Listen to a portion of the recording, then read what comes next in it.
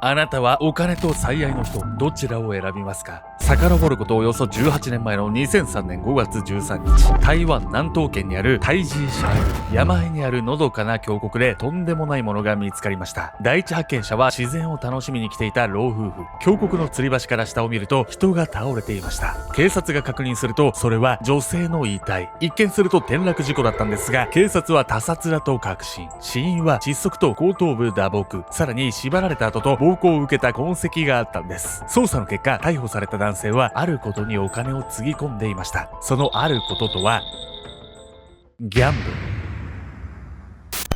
捜査の中で余罪が大量に見つかった台湾の殺人鬼。犯人の身勝手すぎる動機とは？犯人はなんと殺人で稼いでいたんです。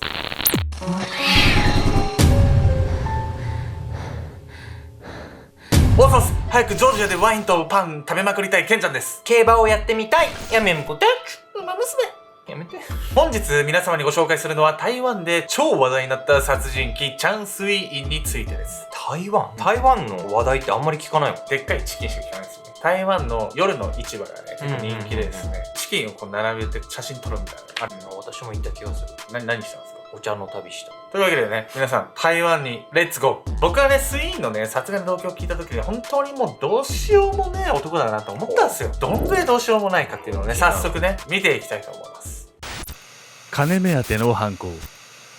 遡ること18年ほど前の2003年、台湾南東県にあるタイジーシャー宮が今回の舞台。ここは台湾の中でも有名な景勝地で観光客も多い場所。5月13日、この日もある一組の老夫婦が観光に訪れていました。しかし、峡谷の吊り橋を渡っている時にふと下を見ると何やら人が倒れているではありませんか。吊り橋の下ということから転落してしまった可能性を考えた老夫婦はすぐさま警察へ通報。連絡を受けた警察は倒れている人の元へ駆けつけました。しかし、時すでに遅し、倒れていた女性はすでに息を引き取っていたんです。早速警察が捜査を開始すると、女性は老夫婦の懸念通り橋から転落していたことが分かりました。しかし捜査を進めていくと、女性の死因は転落ではないことも判明したんです。女性は後頭部を打撲していたんですが、それより前に窒息死していたんです。さらに女性の体を調べると怪しい点が。体には縛られたようなあざ、そして男性に襲われたような痕跡があったんです。警察は総合的に判断し、男性が女性を縛り付けて性的暴行し、窒息死させた末に遺体を橋の下に放り投げたと結論付けました。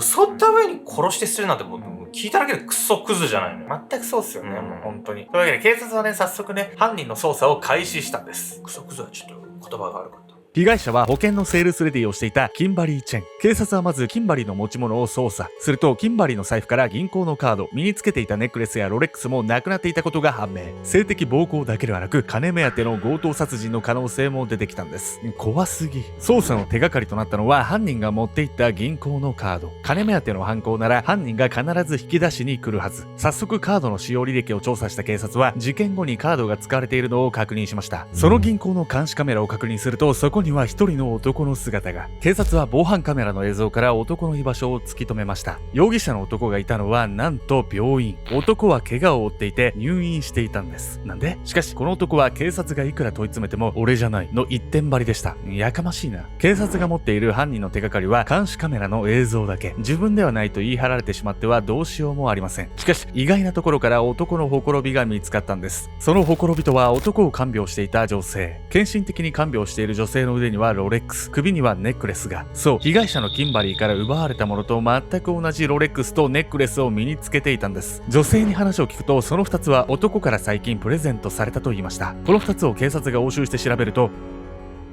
キンバリーのものと判明。このことが決め手となり、男は逮捕。強盗殺人で奪ったアクセサリーを他の女に渡してたの？そうなんですよ。どういう気持ちなんだろうと思うよね。殺すのもやばいしさ、自分で勝手なやつあげるっていうのもさ、本当にどうしようもないっすね。こうしてね、男は逮捕されるんですけど、まあ、警察がね、捜査を進めていくと、もう余罪出るわ、もう、シミ大根のように余罪がジュワー出てくるわ、みたいな話なんですよ。殺人遍歴。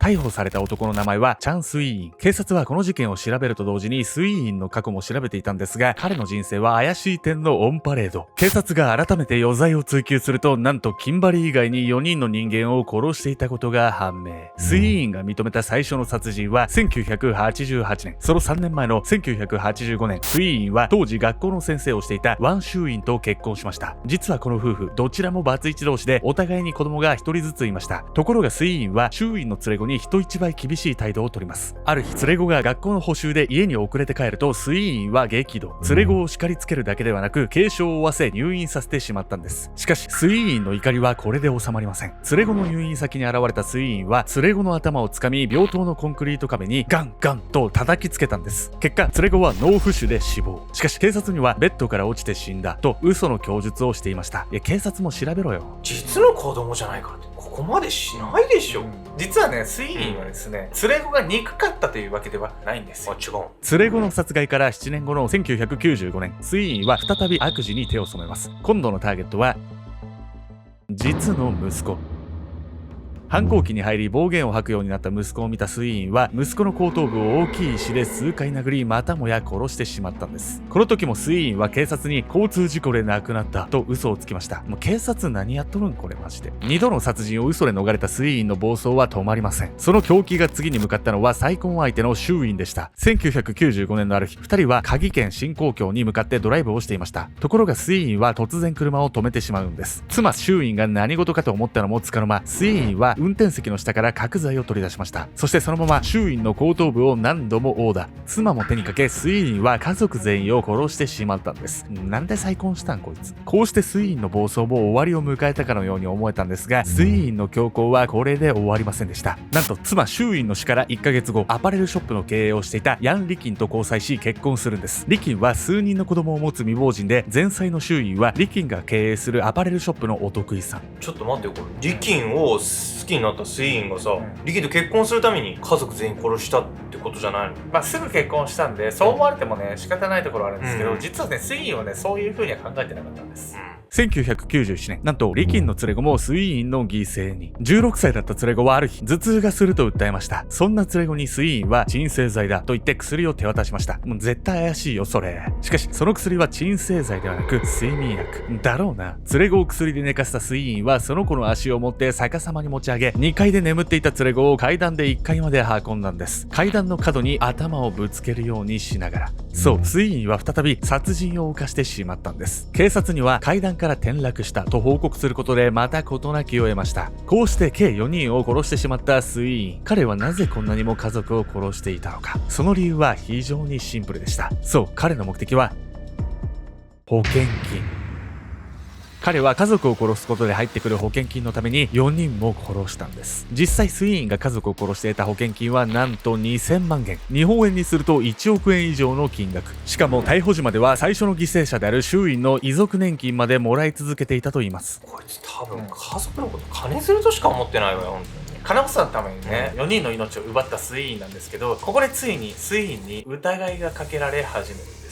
スイーインの周りで相次ぐ死を不審に思ったのが彼に保険を支払っている保険会社。死亡原因が違うとはいえ、立て続けに家族が亡くなっている事態に保険金詐欺を疑った保険会社は過去の事件を含めて調査に乗り出しました。そして調査の結果、死因は全て後頭部の外傷であることを突き止めたんです。しかし保険会社が調べられたのはそこまで。なぜなら故意の犯行か事故なのかが判断できなかったから。スイーンは後頭部の外傷は故意の犯行か事故かの区別がつけにくいとしていて、あえて全て後頭部を狙っていたんです。ただ保険会社としてもこのまま全額を支給することはできません。これまでの経緯も考えて全額は支給できないと判断し、25万元の支給でストップさせました。保険金が得られなくなったスイーンはどうにかして金を集めようとします。スイーンはまず妻のリキンと離婚して慰謝料として120万元を要求。彼女はそれに応じて離婚したんですが、もし慰謝料を払っていなかったら殺されていたかもしれません。その後スイーンは知り合い2人から60万ドルを奪って殺したという疑いもあるんですが、これについては現在でも真偽は謎。さらに2003年5月、保険のセールスレディをしていたキンバリーと出会い、彼女に貯金があると知ったスイーンは出会って2日で金の無心をして、君の家を担保にお金を借りたいとまで言い出したんです。これにはさすがにキンバリーも首を縦に振りませんでしたが、それが命取りとなりました。こいつを殺して金目のものを奪うしかないと判断してしまったんです。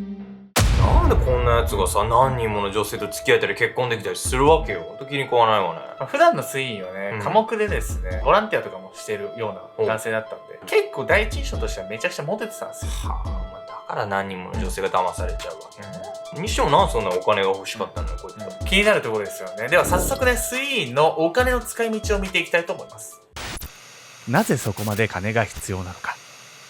スイーンは切実に金を欲していました。その理由はギャンブル。まさか、ギャンブルの掛け金のために？そうなんです。スイーンはね、ギャンブル依存症なんですよ。いや、それって結局気持ちの問題なんじゃないの？ギャンブルするかしら。気持ちの問題になってね、その依存症になってない人からするとそう見えるのはまあ確かにわかるんですけど、実はそんな単純な問題ではないんです。というわけで本日のメトラキーワード、ギャンブル依存症について。ギャンブル依存症とは、その人の人生に大きな損害が生じるにもかかわらずギャンブルを続けたいという衝動が抑えられない病気のこと。これは意思の問題ではなく、脳の機能異常が原因でギャンブルで勝つこと以外に楽しさや幸せを感じられなくなってしまうんです。スイーンは重度のギャンブル依存症でした。依存症の怖いところは次第にエスカレートする点。ギャンブルをしてもそれまで通りのやり方ではドーパミンが放出されなくなるんです。その結果、掛け金を増やすなどしてますますギャンブルがエスカレート。なるほどね。なんかアルコールとかタバコはさ、治療が必要なイメージはあったけど、ギャンブルもそんな病気って言えるほどのもんだったのね。そうなんですよ。しかもですね、他のね、依存症と比較すると、